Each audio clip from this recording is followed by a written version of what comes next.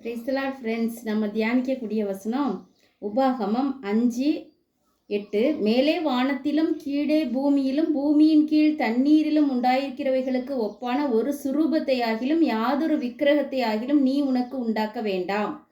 உண்டாக்கவே வேண்டான்னு சொல்லிட்டாங்க ஃப்ரெண்ட்ஸ். நீ அவைகளை நமஸ்கரிக்கவும் சேவிக்கவும் வேண்டாம்.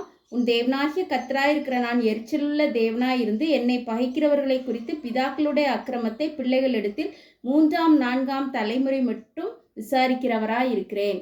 ஆமாம் ஃப்ரெண்ட்ஸ், நான் 3வது 4வது தலைமுறை வரைக்கும் விசாரிக்கப்படுகிற கர்த்தர் எரிச்சலாக கோவப்படுத்துகிற அந்த காரியம் யாதொரு விக்கிரகத்தையும் சொரூபத்தையும் உண்டாக்கவே வேண்டாம்.